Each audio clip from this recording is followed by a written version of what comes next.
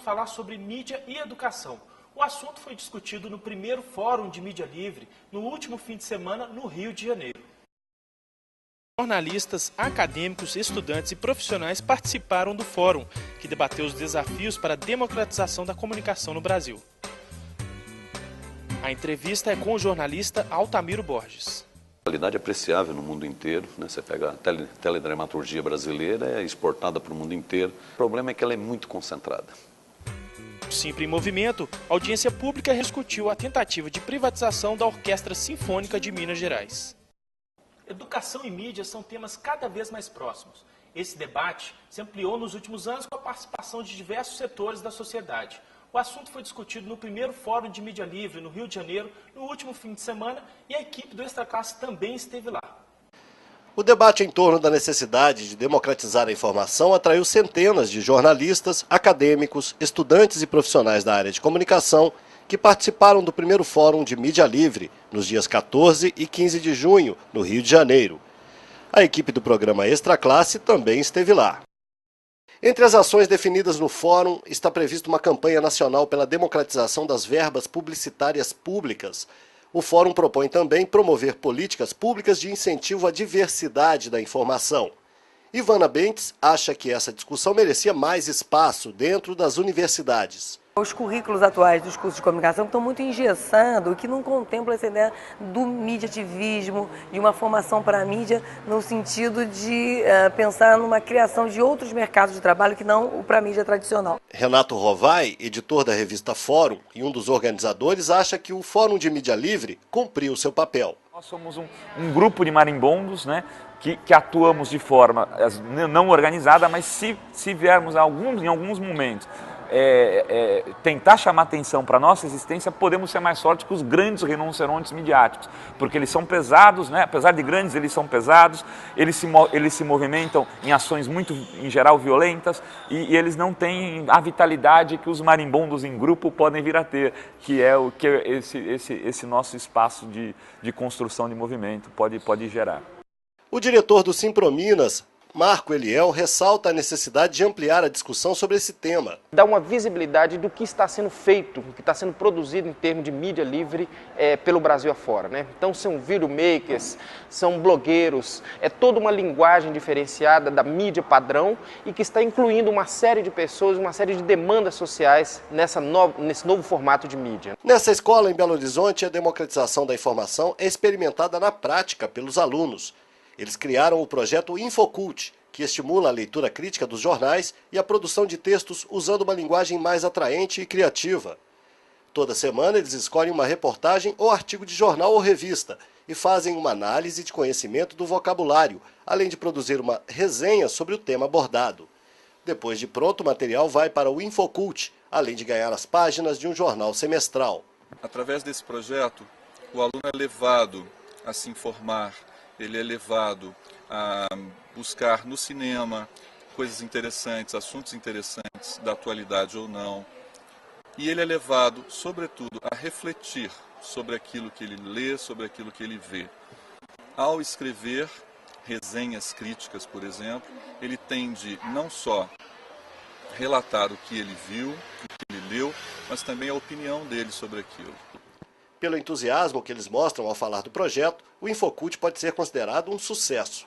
O Infocult fez com que eu melhorasse muito meu texto, porque a gente saiu do teórico, do monótono da sala sobre os gêneros literários, textuais, e a gente foi para a prática. A gente redigiu resenhas críticas baseadas em outros textos. Teve que começar a criar esse hábito de ler, de procurar cada vez mais notícias intrigantes, e eu acho que esse trabalho vai influenciar muito na leitura e na expansão, principalmente de vocabulário.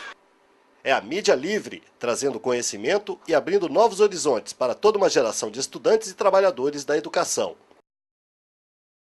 Para falar sobre mídia e educação, nós conversamos hoje com o jornalista Altamiro Borges, também conhecido como Miro. Miro é colaborador da revista Princípios, jornalista do Portal Vermelho e autor de livros sobre o sindicalismo. Bom dia, Miro, tudo bem? Qual que é a relação entre mídia e educação?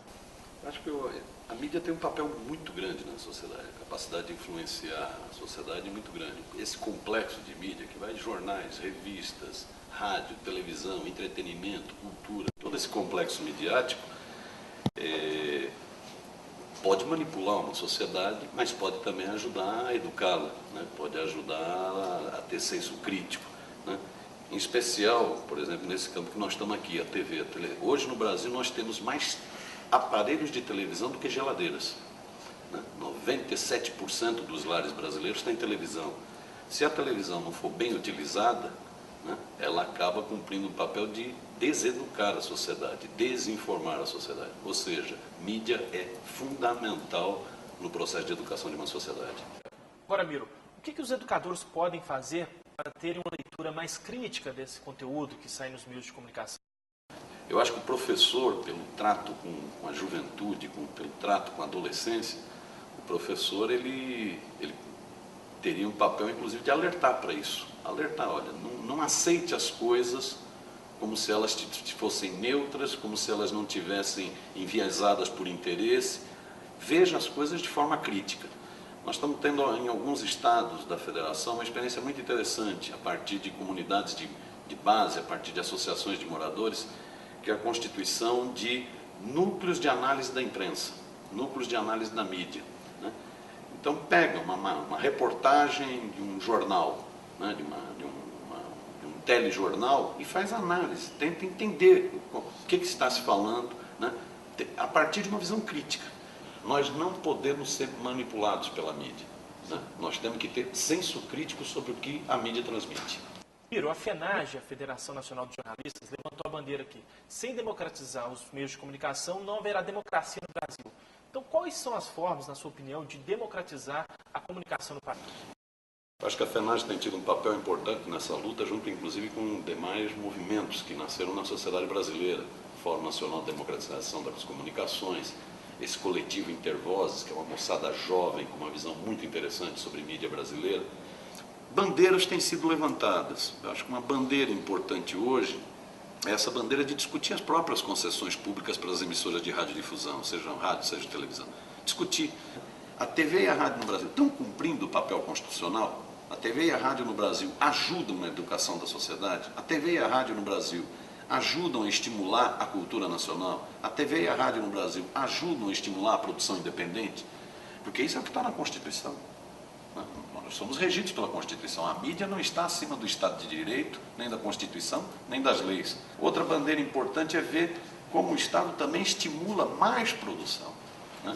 Então, por exemplo, eu acho que é um problema sério no Brasil hoje. As rádios comunitárias, rádios feitas por pequenas comunidades, com pequeno alcance, elas não estão sendo estimuladas no Brasil. Ao contrário, elas vêm sendo cerceadas, né? Você tem rádios aqui em Belo Horizonte, aqui em Minas. Você tem rádios importantes que a turma que fazia foi detida, que os transmissores foram apreendidos, que as sedes foram fechadas. Isso é negativo. Nós devíamos estimular mais a criatividade do povo brasileiro, estimular mais a produção do povo brasileiro. Essa é uma bandeira que a FENAGE defende, que o Fórum defende, que o Intervozes defende, que outras entidades defendem. Eu acho que nós temos uma discussão da própria verba publicitária. A verba publicitária, ela não estimula a diversidade, ela vai para os mesmos grupos que dominam a mídia brasileira. Que esses grupos tenham verba publicitária, tá, tudo bem. Mas por que uma parte dessa verba não serve, por exemplo, para fortalecer a belíssima iniciativa que vocês estão tomando aqui no Simpro, com esse programa de TV? Deveria. Esse programa deveria ter anúncio da Petrobras, da Caixa Econômica Federal, afinal de contas é dinheiro da sociedade, né? Por que vai só para um setor? Miro, nós vamos para um rápido intervalo.